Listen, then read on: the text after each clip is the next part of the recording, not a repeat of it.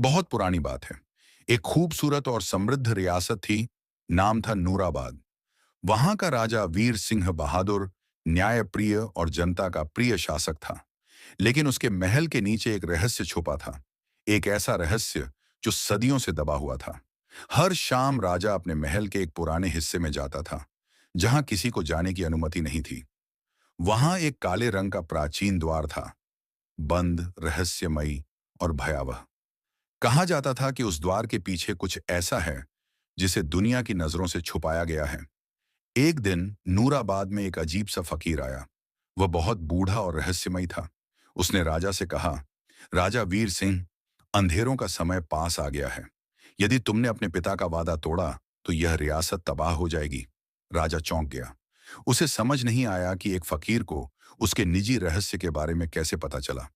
दरअसल वर्षों पहले राजा के पिता ने एक खतरनाक अंधेरी आत्मा को उस काले द्वार के पीछे बंद किया था।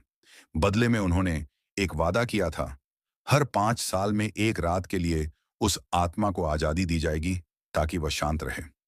लेकिन राजा वीर सिंह ने वह परंपरा तोड़ दी थी। उसने सोचा कि वह एक राक्षसी आत्मा को खुली छूट देकर अपनी प्रजा को खतरे में नहीं डाल सकता। पर यही उसकी सबसे बड़ी भूल थी।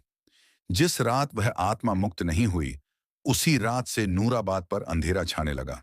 सूरज उगना बंद हो गया, पेड़ सूखने लगे, पानी खत्म होने लगा और लोग डर में जीने लगे।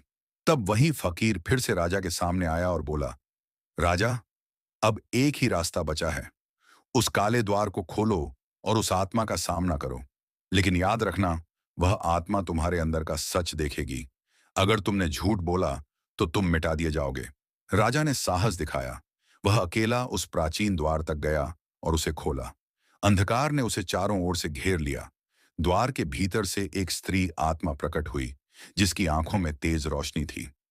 वह आत्मा बोली, क्या तुम सच में अपनी प्रजा से प्रेम करते हो, या यह सिर्फ तुम्हारे शासन का दिखावा है? राजा की आंखों में आंसू आ गए। उसने कहा, मैंने राजगद्दी को चुना और अपने पिता का वादा तोड़ दिया। मैं दोषी हूं। उस क्षण एक चमक फैली, अंधकार छूट गया और आत्मा मुस्कुराई। उसने कहा, तुमने अपने भय को स्वीकार किया, इसलिए अब यह रियासत मुक्त है। नूराबाद में फिर से रोशनी फैल गई।